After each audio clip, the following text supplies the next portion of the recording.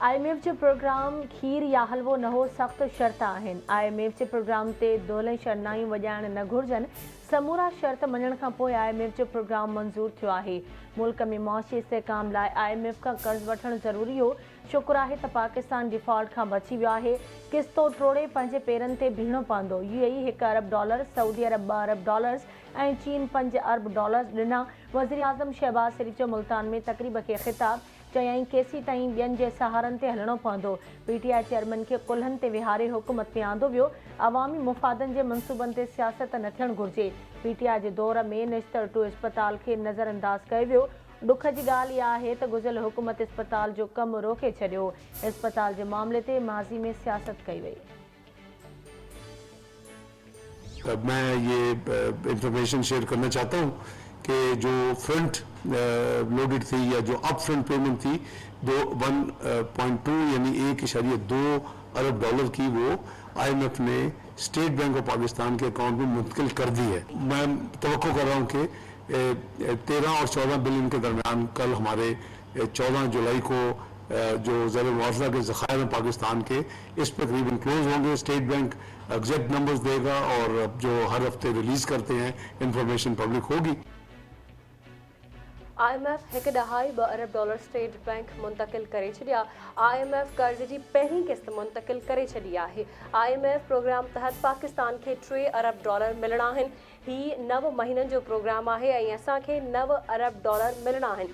रक़म सां पाकिस्तान जे नाड़ी ज़ख़ीरनि में बहितरी अची वेंदी। गुज़िरियल राति IMF जे एग्ज़ीक्यूटिव बोर्ड पाकिस्तान लाइ कर्ज़ मंज़ूर कयो। नाड़े वारो वफ़ाक़ी वज़ीर इसहाक़ डार जूं मीडिया सां ॻाल्हियूं।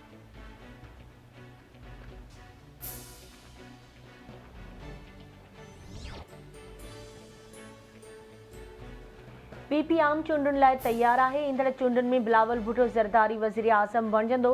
पीपुल्स पार्टी आइन जे दायरे में रहंदे नई चूंडुनि जी हिमायत करे थी। जमहूरियत आइन लाइ PP क़ुर्बानियूं ॾिनियूं आहिनि। गंबट में समूरे मुल्क खां मरीज़ इलाज कराइण लाइ अचनि था। सिंध सरकार सभिनी शहरुनि लाइ सिहत जूं सहूलियतूं फराहम कयूं। हिक जमायत हेल्थ कार्ड विकिरो करण जी कोशिश कई। सूबाई वज़ीर शर्जील इनाम मेमण जी इस्लामाबाद में प्रेस कॉन्फ्रेंस।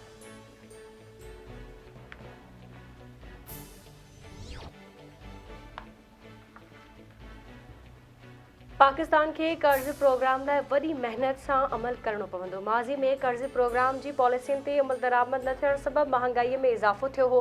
कर्ज़ प्रोग्राम जी पॉलिसियुनि ते अमल न करण सां पाकिस्तान जे ज़ख़ीरनि में घटिताई आई। पॉलिसियुनि ते अमल करण ज़रिए अदम तवाज़ुन हल थी वियो। IMF जी MD क्रिस्टलिना जॉर्जीवा जो बयानु।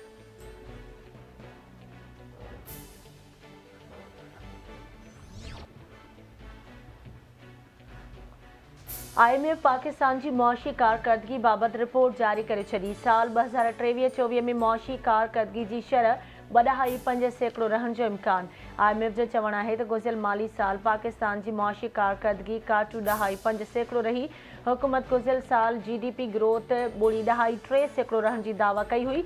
हलंदड़ साल माली ख़सारो मामूली घटिताई सां 7.5% रहण जो इम्कान।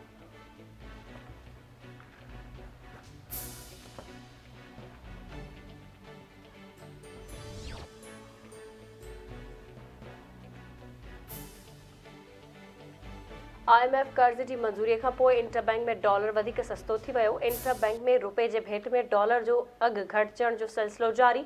इंटरबैंक में कारोबार जी शुरूआत ते डॉलर जो अघु $3.48 घटिजी $274 थी वियो।